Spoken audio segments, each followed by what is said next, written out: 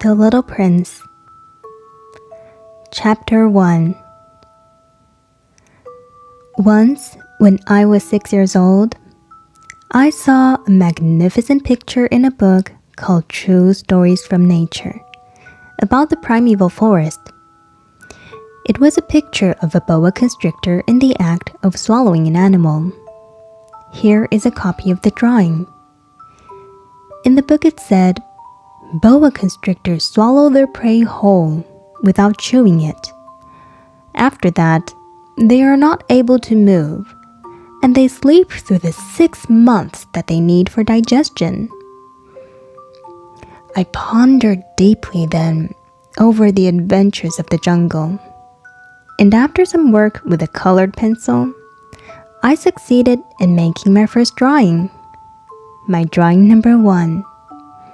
It looked like this. I showed my masterpiece to the grown-ups and asked them whether the drawing frightened them.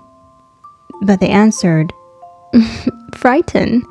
Why should anyone be frightened by a hat?" My drawing was not a picture of a hat. It was a picture of a boa constrictor digesting an elephant. But since the grown-ups were not able to understand it, I made another drawing. I drew the inside of a boa constrictor so that the grown-ups could see it clearly. They always need to have things explained. My drawing number 2 looked like this. The grown-ups' response, this time, was to advise me to lay aside my drawings of boa constrictors, whether from the inside or the outside, and devote myself instead to geography, history, arithmetic, and grammar. That is why, at the age of 6, I gave up what might have been a magnificent career as a painter. I had been disheartened by the failure of my drawing number 1 and my drawing number 2. Grown-ups never understand anything by themselves, and it is tiresome for children to be always and forever explaining things to them. So then I chose another profession and learned to pilot airplanes. I have flown a little over all parts of the world, and it is true that geography has been very useful to me.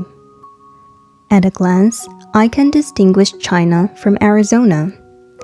If one gets lost in the night, such knowledge is valuable. In the course of this life, I have had a great many encounters with a great many people who have been concerned with matters of consequence. I have lived a great deal among grown-ups. I have seen them intimately, close at hand. And that hasn't much improved my opinion of them.